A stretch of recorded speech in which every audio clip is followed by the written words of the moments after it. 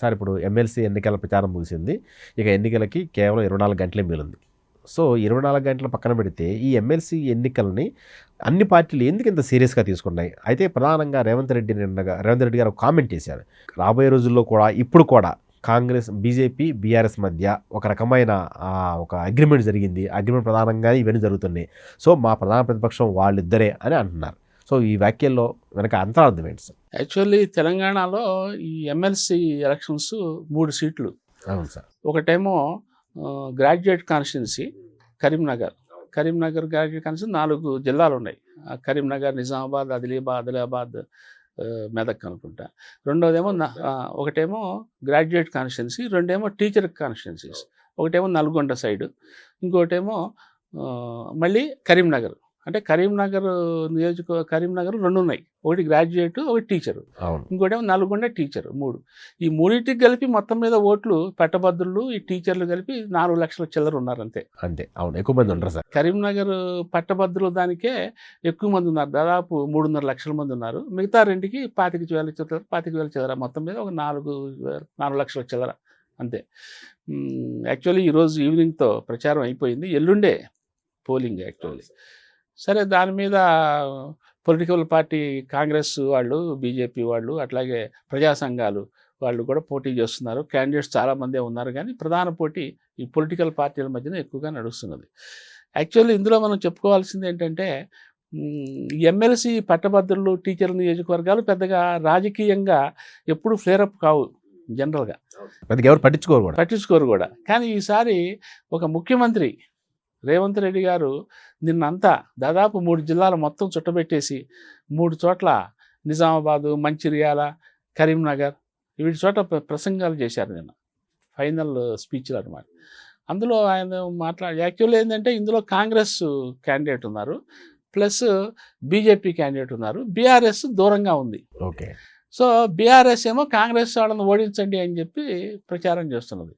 రేవంత్ రెడ్డి గారికి వచ్చింది ఏంటంటే, నువ్వు ఎలక్షన్లో లేవు, ఎలక్షన్లో లేనప్పుడు నువ్వు వాళ్ళని ఓడించు, వీళ్ళని ఓడించు అంటే ఎవరిని గెలిపించమని? అంతేగా మరి.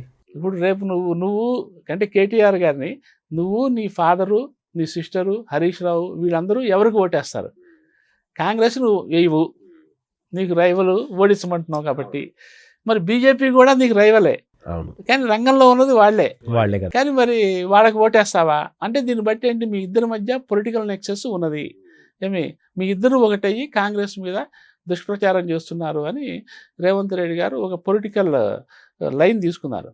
దాంతోపాటుగా తన పార్టీ అభ్యర్థులను ఎందుకు గెలిపించాలనే దాని మీద ఆయన ఒక మంచి స్టాండ్ తీసుకున్నారనిపించింది. ఏమైనా రేవంత్ రెడ్డి గారు ప్రతిపక్షాలను కౌంటర్ చేయడంలో చాలా ఆరితేరిన మంచి ఫైటర్ సార్, ఫైటర్ అనిపిస్తుంది ఆయన స్పీచ్లు చూస్తుంటే. ఎందుకు చెప్తున్నానంటే మొన్న ఈ ప్రచారంలో మాట్లాడుతూనే టీచర్స్ కాన్స్టిట్యున్సీ, నేను టీచర్లకి ఇదిగో ఇది చేశా, నేను 9 నెలలు 1 ఇయర్ కాలంలో, 1.5 ఇయర్ ఈ కాలంలో నేను 11,000 టీచర్ నియామకాలు చేశా.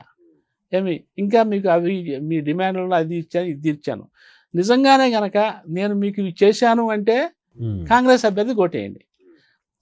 నేను ఇవేమి చేయలేదనుకుంటే అవతల వాడికి ఓటేయండి.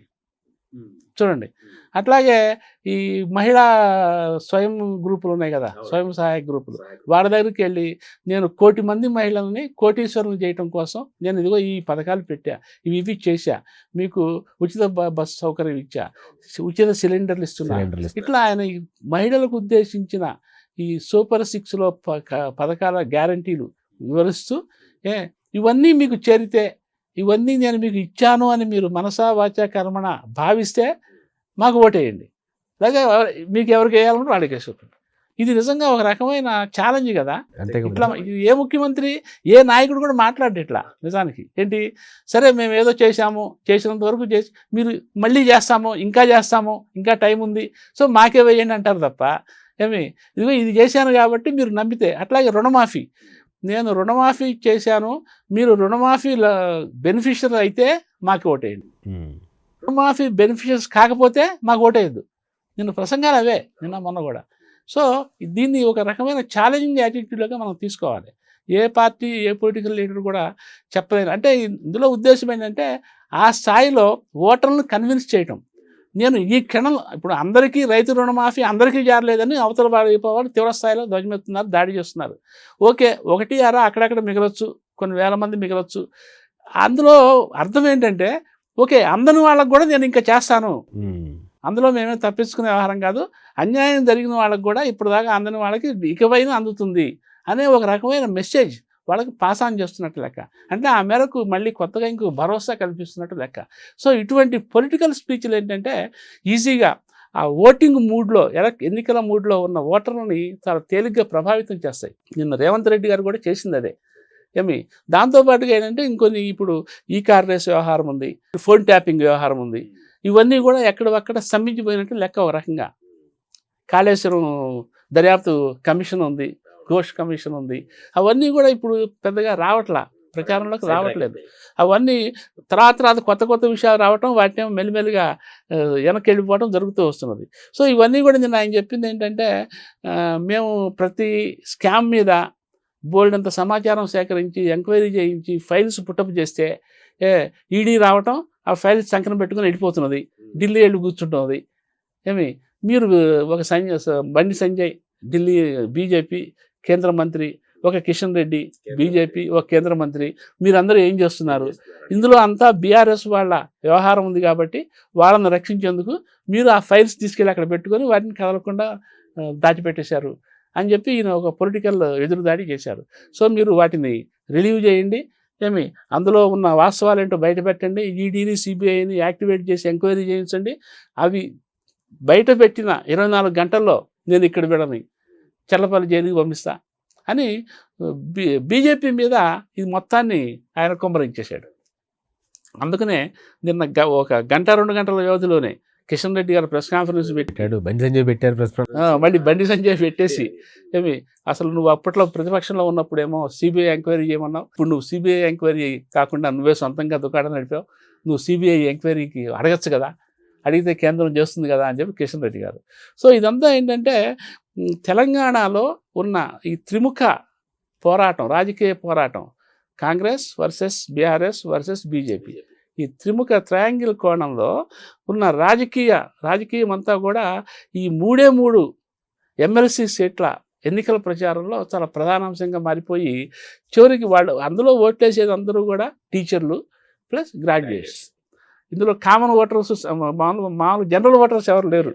కానీ ఇది మాత్రం టోటల్గా వాళ్ళందరూ ఏం చేస్తారు, పట్టభద్రుల వరకు వాళ్ళకి నిరుద్యోగం, సరే ఉద్యోగాల్లో ఉన్నవాళ్ళు ఉద్యోగాలకు సంబంధించిన బెనిఫిట్స్, ప్రమోషన్స్, ట్రాన్స్ఫర్స్, ఈ సమస్యలు టీచర్స్ వాళ్ళది కూడా ఇంతే, ప్రమోషన్స్, ట్రాన్స్ఫర్స్, అలవెన్సులు, పిఆర్సీలు ఇవే ఉంటాయి. వీటి గురించి ఎక్కడా లేదు అసలు. బీఆర్ఎస్ వాళ్ళు అవే మాట్లాడట్లేదు, బీజేపీ వాళ్ళు టీచర్లకు ఇవ్వాల్సినవి ఇవేమి ఇవ్వట్లేదని చెప్పి వీళ్ళు అడగట్లా, వాళ్ళు అడగట్లా.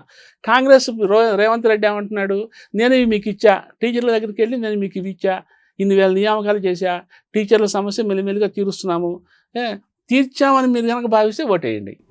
అట్లాగే గ్రాడ్యుయేట్స్ దగ్గరికి వెళ్ళి మీకు ఈ సమస్యలు ఉన్నాయి, ఇవి చేస్తున్నాము, ఇవి చేశాము, మాకు మీకు ఓకే అనుకుంటే ఓటేయండి అని అడుగుతున్నాడు.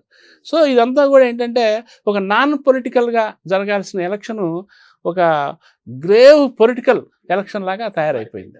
సో మరి అయితే ఒకసారి ఇప్పుడు బండి సంజయ్ గారు కూడా ఇట్లాగే మొన్న కామెంట్ చేశారు ఏంటంటే, సో మీరు ఇలాగే కామెంట్ చేశారు, కానీ కవితని తీసుకెళ్ళి జైల్లో పెట్టింది మేమే, మీరు వదిలేస్తే మేము పెట్టాము, సో రాబోయే రోజుల్లో ఆ కేసులు కూడా అన్ని వరుసపెట్టి తీసుకొస్తాం, మీరు మా మీద ఆరోపణలు చేయొద్దని అన్నారు. సో ఆయన కౌంటర్ ఇచ్చారు, కానీ పరిస్థితి చూస్తుంటే మాత్రం అలా కనిపించట్లేదు. సో అంటే ఇప్పుడు కావాలనే నిజంగా బీఆర్ఎస్ బీజేపీ సైడ్ గేమ్ ఒక సేఫ్ గేమ్ ఆడుతున్నాయి అంటారా? బీఆర్ఎస్ బీజేపీలో అదే కదా ఇప్పుడు కాంగ్రెస్ అంటుంది అదే. సో ఇవన్నీ కూడా ఏంటంటే అప్పటికప్పుడు రాజకీయ అవసరాలు, ఎవరు అప్ అండ్ డౌన్స్లో ఎవరు ఉంటారు, దాన్ని బట్టి మనం ఎట్లా వాటిని ఎన్కాష్ చేసుకోవాలి, ఎక్స్ప్లాయిట్ చేసుకోవాలి అనేదే ప్రతి రాజకీయ పార్టీ వ్యూహంగా ఉంటుంది.